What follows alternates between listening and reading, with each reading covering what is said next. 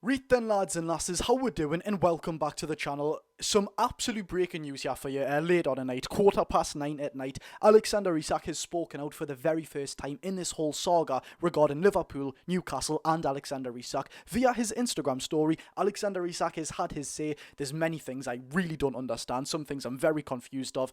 I don't want to bore you for too long, so without further ado, let's get into it. Yes, you heard that correctly. After months and months and months of silence from the Swedish striker, who Newcastle United fans, the majority of us, probably want to leave now, of course, for a respectable fee from Liverpool. We're not talking any £110 million bids from the Scousers, who, as we all know, is completely undervaluing Alexander Isak as much as we don't want him at the club. We're looking at the player here. Anyways, Alexander Isak has just said via his Instagram story right now, I'm proud to be recognised by my fellow professionals with a place in the PFA Premier League Team of the Season for 2024-25. Now, of course, he has just been, obviously, nominated for that exact category and that award. He didn't go to the award ceremony. For some reason, he's not leaving the house. I don't know what he thinks is going to happen. He's not exactly going to get assassinated if he leaves the house from Newcastle United fans, but under this, he's got many more paragraphs, starting off with, first and foremost, I want to thank my teammates and everyone at Newcastle United who have supported me along the way. I'm not at the ceremony tonight with everything going on. It didn't feel right to be there. I've kept quiet for a long time while others have spoken. That silence has allowed people to push their own version of events, even though they know it doesn't reflect what was really said and agreed behind closed doors. The reality is that promises were made and the club has known my position for a long time. To now act as if these issues are only emerging is misleading. When promises are broken and trust is lost, the relationship can't continue. That's where things are for me right now, and why change is in the best interest of everyone, not just myself. Alexander Isak.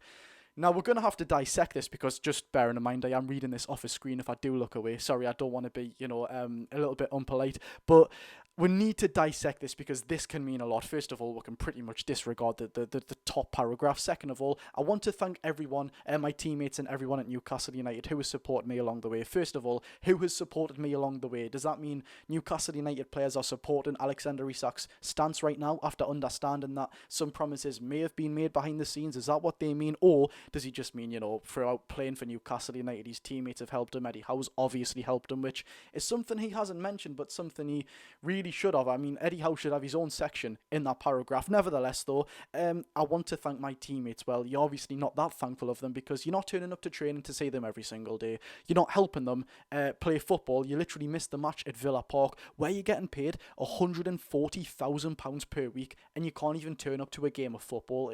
It's honestly absolutely pathetic, and I'm just getting more and more enraged by the day with how Alexander Isak is handling this situation. Next paragraph. I'm not at the award ceremony. It's not something we exactly need to touch upon. I've kept quiet for a long time while others have spoken, blah, blah, blah, blah. They know it doesn't reflect what really was said and agreed behind closed doors. The reality is that promises were made and the club has known his position for a long time. Now, this is interesting to me because you've... As much as we don't want to, Alexander Isak is a snake. As much as we don't want to admit this, what he's saying must be true. Alexander Isak, with the professional status that he has, could not come out on an Instagram story, say those things that promises and agreements have been made behind closed doors and they've not been honoured by Newcastle. He'd genuinely get in legal trouble if that was untrue. So that's got to be the truth. Coming from Alexander Isak's mouth, or his Instagram story, more professionally speaking, which is a little bit bad on Newcastle United's half. But yet again, why has that not been pushed out in the media, that agreements and promises have been made? You would have thought the way that the media have manipulated this whole saga, particularly on Liverpool's side, with Liverpool having several mouthpieces, maybe David Ornstein, Fabrizio Romano, Ben Jacobs from TalkSport was certainly one. Why Alexander Isak's agent hasn't, leaked this information to the mouthpieces, which would cause more unsettlement and more uncertainty on Isak's future at Newcastle, is yet again very confusing. How is that not came into this? I really can't understand. Nevertheless, at the bottom, when promises are broken and trust is lost, the relationship can't continue. For me, although it was said by David Ornstein that Alexander Isak has told people at Newcastle he will never play for them again, I was thinking to myself, right, it's just mind games. He's going to come back once the transfer window's shut. He'll play for Newcastle United, and although we might not take to him, he's going to score goals, he's going to do the business, and he can just do his own thing. That at the bottom to me saying, when promises are broken, trust is lost, the relationship can't continue. that seems to me like he'll genuinely never play for Newcastle United again. That's just my understanding. You please let me know down below what you think, and of course, hit the thumbs up button, subscribe if you do enjoy. But more importantly, that doesn't make any sense to me. Like, is he going to sit out for the full season? I can't say it. It would make no sense for his professional career either, that he's going to lose out on a lot of development. It's a World Cup year. Of course, he will get picked for Sweden, even if he doesn't train once at all. But of course, he's not going to be sharp. He wants to be the best he can, or so you'd think. It just doesn't make any sense whatsoever. And of course, the very last thing he says, apart from signing off with his own name as if he's Vincent van Gogh or something, and why change is the best interests of everyone, not just myself. That can mean 10,000 things, but I'm just interpreting that as if, like, okay, if he comes back to Newcastle United, he's going to play half-heartedly. It's not what we want. Liverpool, they've just got to pay the money that Newcastle United are asking for. We're asking for £150 million. In all honesty, do I think he's worth £150 million? No. But if Newcastle United are not going to budge, and they think it's within everyone's best interest, and they think that the best move is to keep Alexander Isak, a very unsettled and not wanting to play at Newcastle United, Alexander Isak, then that's Newcastle United's decision. I'm pretty sure we've got a lot of diligent people at the top of the boards at Newcastle United that know the decision that they will be making is got to potentially be the best we can. I really am so intrigued to see how this pans out. I do think that Alexander Isak will stay at Newcastle, not because things are going to turn around and Newcastle's going to change his mind. I don't think that'll happen whatsoever. I just don't think that Liverpool will bid the money that Newcastle United are expecting.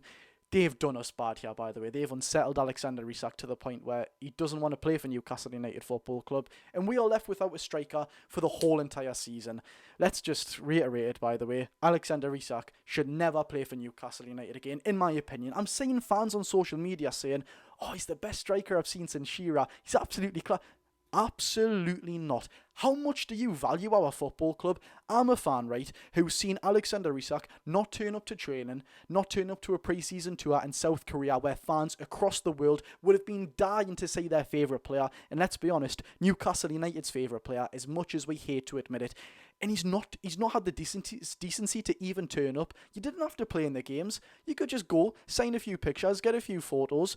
Do you know what I mean? It's Alexander Isak has belittled Newcastle United this summer. I don't know who he thinks he is. We give him the platform of playing Premier League football, and so did Eddie. I'm so disappointed, honestly. I'm trying to keep like a profession. I'm trying to keep my mind intact, but I'm just getting overflown with swear words I want to say about Alexander Isak, which I'm not, but my mind is going completely berserk right now. It's filling me with things I don't exactly want to say. But there we have it, ladies and gentlemen. Alexander Isak has spoken out on the whole situation, yet again saying that he can't continue at Newcastle United. The relationship is broken.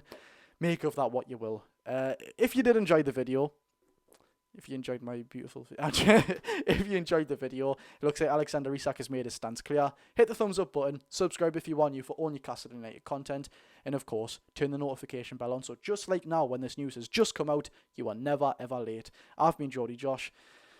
Fingers crossed we've got some better news tomorrow morning, evening, afternoon, whatever time it is. Go and enjoy your night, people.